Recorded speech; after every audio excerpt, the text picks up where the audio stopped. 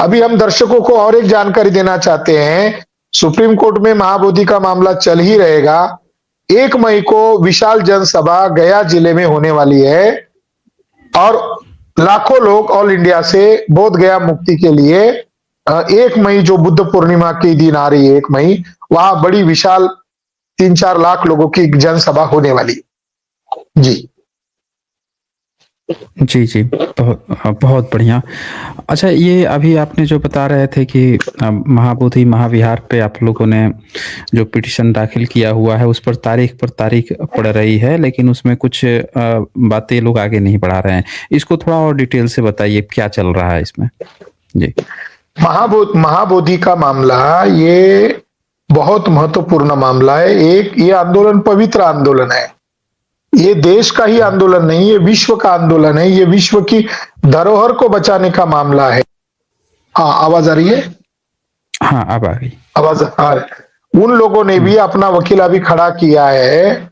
अब supreme court में हम लोगों ने सारे सबूत दिए हैं।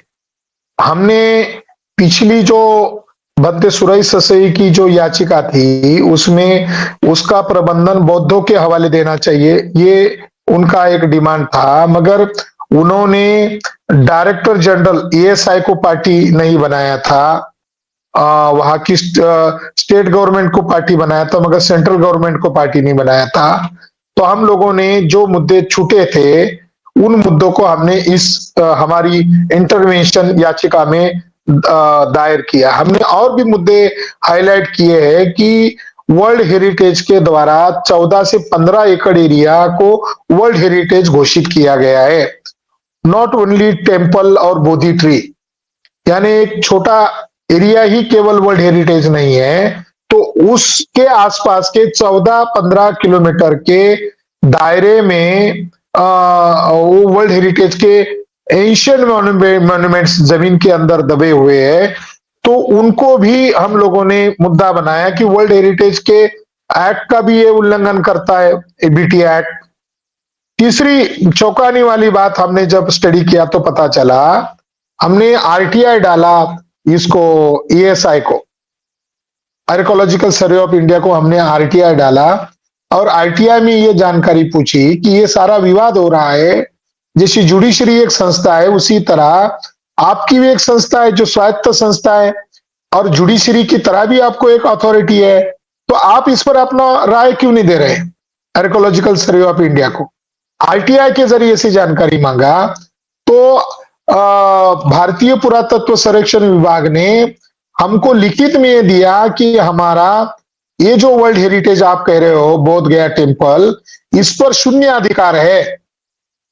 देखो कितनी आश्चर्यजनक बात है कि एएसआई ने हाथ खड़े कर दिए। यानी बीटी एक्ट जब बनाया तब उन्होंने प्लान करके आर्कोलॉजिकल सर्वे ऑफ इंडिया को वहां से हटा दिया। अब देखिए, वो जो महंत की कोठी है, वहां उस प्रीमाइसेस के अंदर ही आती है महाबोधि टेम्पल के जस्ट लग कर ही है, कुछ मीटर अंतर पर है, 500 मीटर अंतर पर होगी।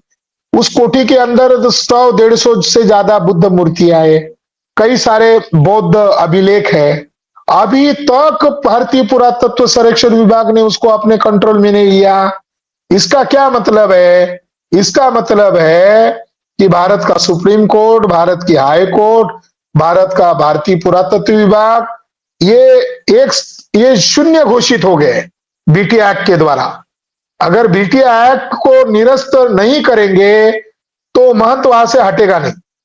महंत वहां से हटना चाहिए, केवल बौद्धों का प्रबंधन बोध गया के ऊपर नहीं आना है, बल्कि वो एक्ट ही रद्द होना चाहिए और महंत को वहां से किक आउट करना चाहिए। और पूर्णतः वर्ल्ड हेरिटेज होने के कारण वहां एक्सकेवेशन होने चाहिए। बहुत सारी विरासत वहां जमीन के अंदर दबी पड़ी हुई है। सालों साल ये मामला पेंडिंग होने के कारण कई सारे मंदिर खड़े हो रहे हैं। बोध गया टेम्पल के बगल में ही 3 मंजिला जगन्नाथ टेम्पल बन गया और उसका रिजल्ट क्या आया? आज वहां बड़े बड़े साउंड में वहां यज्ञ, होम हवन यज्ञ साउंड के द्वारा उधर उसका दिशा बोध गया टेम्पल की तरफ की जाती है। और बोध गया टेम्पल में जाने वाला रास्ता भी वही है और जगन्नाथ टेम्पल में जाने वाला रास्ता भी वही है, और इस वजह से वहां विवाद खड़ा हो रहा है। और आश्चर्यजनक बात यह है कि जो दान मिलता है दुनिया के बौद्ध राष्ट्रों द्वारा, उस दान में से अधिकतर पैसा वहां पिंडदान करने के लिए बीटीएमसी के द्वारा किया जाता है मैनेजमेंट। तो ब्राह्मणवाद को बढ़ावा देने का काम बौद्ध देशों से पैसा लेकर बौद्ध धर्म की धरोहर पर ये पोंगा पंडित का खेल किया जाता है, इससे बड़ा अपमान क्या हो सकता है। और वहां ब्राह्मणों ने 3 मंजिला टेम्पल बनाया, और वो पैसा कहां से आया?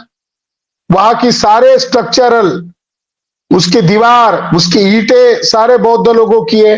वो महाबोधि महाविहार के स्ट्रक्चर है, और वो मंदिर खड़ा होने के कारण 2013 में वहां बम ब्लास्ट हुआ, और बम ब्लास्ट करने में इन्हीं आरएसएस के लोगों का हाथ था। ऐसा मुशर्रफ साहब जो महाराष्ट्र के पूर्व आईजी है, उन्होंने ब्राह्मण बॉम्ब्ड एंड मुस्लिम हैंग्ड इस किताब में ये प्रमाणित किया कि जब सारे सबूत जब आरएसएस के खिलाफ मिलने लगे तो इन्होंने जांच को ही रोक दिया।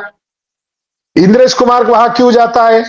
जिसके ऊपर 22 जगह बम ब्लास्ट के आरोप है, वो इंद्रेश कुमार बौद्ध धरोहर पर क्यों जाता है और वहां जाकर वो नारा लगाता है ये शिव मंदिर है? तो उसको बीटीएमसी के लोग उसके समर्थन में क्यों खड़े होते हैं? तो केवल ये इतना मामला नहीं है कि बौद्धों के हाथ में प्रबंधन दो, बल्कि वहां से महंत को हटा देना चाहिए। महंत ब्राह्मण ही सारी समस्या की जड़ है, और उसके बाप ज्यादा की प्रॉपर्टी कहाँ है? महंत को बिहार गवर्नमेंट या तत्कालीन केंद्र सरकार, नेहरू सरकार ने उसको वहां रहने दिया क्योंकि उनका जातिगत इंटरेस्ट था, मगर उसका वहां रहने का क्या औचित्य है? वो तो बौद्ध धरोहर है। ब्राह्मणों के धर्म ग्रंथ में मगध प्रांत को किकट प्रांत कहा है, यानी असुरों का प्रांत, जीव जंतुओं का प्रांत, अपवित्र प्रांत कहा है। महाभारत बोध गया को अपवित्र प्रांत कहता है बौद्ध धर्म होने के कारण। तो वो ब्राह्मण वहां क्यों कब्जा कर रहे हैं? अरे कम से कम अपने धर्म ग्रंथ की तो बात को मानो। जी जी जी, बहुत बहुत अच्छी जानकारी दी आज आपने डॉक्टर उल्लास खरात जी।